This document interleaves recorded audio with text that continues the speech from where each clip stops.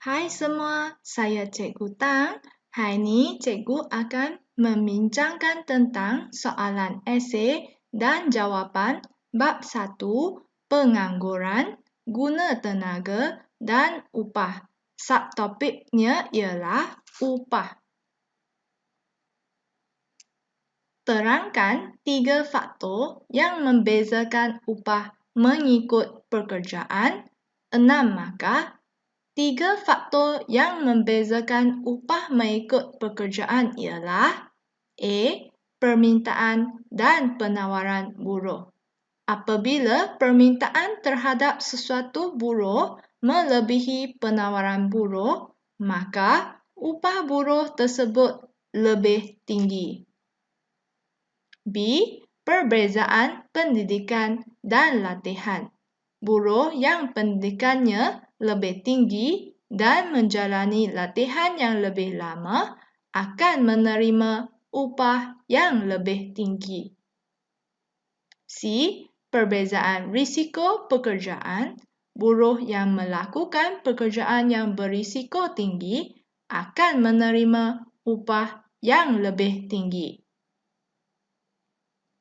Soalan yang seterusnya, Encik Ahmad, seorang kerani, menerima gaji bulanan sebanyak RM1,600, manakala Encik Abu, seorang inspektor polis, menerima gaji bulanan sebanyak RM3,050.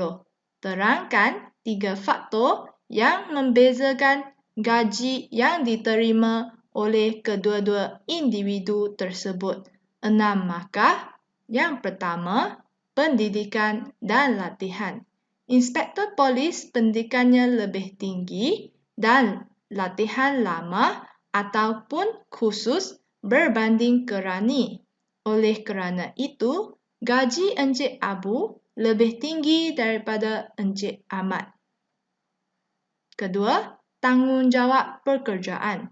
Inspektor polis mempunyai tanggungjawab yang lebih besar atau berat berbanding kerani.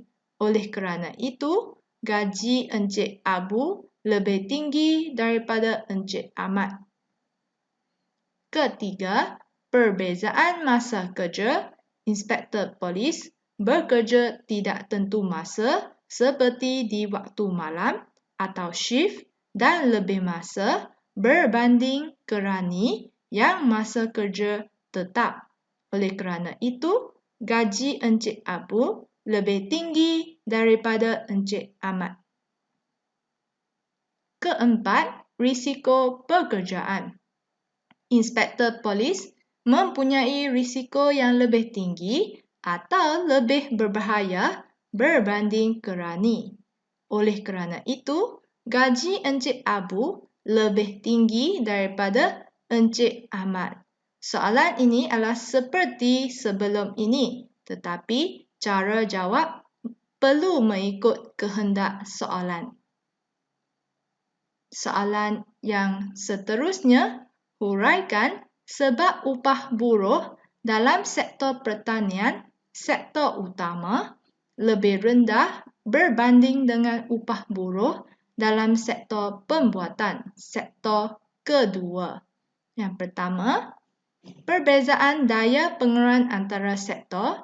Secara relatif, daya pengeluaran sektor pertanian adalah rendah kerana berintensifkan buruh, manakala daya pengeluaran sektor pembuatan lebih tinggi kerana berintensifkan modal. Maka, upah di sektor pembuatan lebih tinggi. Kedua, perbezaan keanjalan penawaran barang antara sektor. Pengeluaran barang pertanian memerlukan jangka masa yang panjang menyebabkan penawaran barang pertanian kurang anjal. Sebaliknya, barang pembuatan melibatkan jangka masa pengeluaran yang pendek menyebabkan penawaran barang pembuatan anjal. Maka, upah di sektor pembuatan lebih tinggi. Ketiga, perbezaan harga barang antara sektor. Secara relatif, harga barang pertanian lebih rendah berbanding harga barang di sektor pembuatan kerana kurang nilai tambah berbanding harga barang sektor pembuatan, maka upah dibayar lebih tinggi di sektor pembuatan. Soalan yang seterusnya, A. Nyatakan perbezaan upah wang atau upah nominal dan upah benar. 2 markah. Upah wang ialah bayaran kepada buruh dalam bentuk wang kerana sumbangan dalam proses pengeluaran. Upah benar ialah kuasa beli upah wang atau kemampuan membayar upah wang untuk mendapatkan sejumlah barangan. B. Dengan menggunakan contoh, tunjukkan bagaimana upah benar dihitung. 4 markah. Diberi tahun 2010-2012. Diberi upah wang RM5,000 untuk tahun 2010, RM5,000 untuk tahun 2012. Diberi indeks harga 100 untuk tahun 2010, 125 untuk tahun 2012. Pengiraannya, upah benar tahun 2012 sama dengan indeks harga pengguna tahun asas dibahagikan dengan indeks harga pengguna tahun semasa darab upah wang sama dengan 100 bahagi 125 darab RM5,000.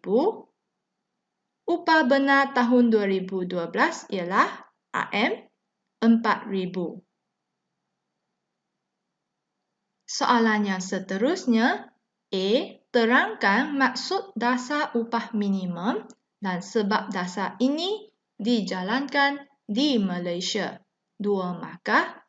Upah minimum ialah bayaran atau gaji terendah bulanan atau harian yang diterima oleh seorang pekerja dibayar oleh majikan. Upah minimum dijalankan kerana dapat memenuhi keperluan asas kehidupan dan dapat melepasi pendapatan garis kemiskinan. B. Mengapakah upah minimum berbeza mengikut yang pertama, bandar dan luar bandar. 2 markah. Di bandar, lebih tinggi kos sara hidup berbanding luar bandar atau Semenanjung lebih tinggi berbanding Sabah dan Sarawak. Kedua, sektor utama dan sektor kedua. 2 markah. A. Perbezaan produktiviti. Sektor industri atau pembuatan produktiviti tinggi, jadi mampu bayar upah lebih tinggi berbanding sektor utama. B. Perbezaan keanjalan penawaran. Sektor industri lebih anjal penawaran berbanding sektor utama, iaitu pengeluaran dapat ditingkatkan dengan segera jika berlaku kenaikan harga atau permintaan meningkat. Sekian sahaja perkongsian untuk kali ini. Jangan lupa like dan subscribe YouTube channel Cikgu Tang dan share dengan rakan anda yang lain untuk tanda sokongan dan terima kasih kepada cikgu. Bye-bye.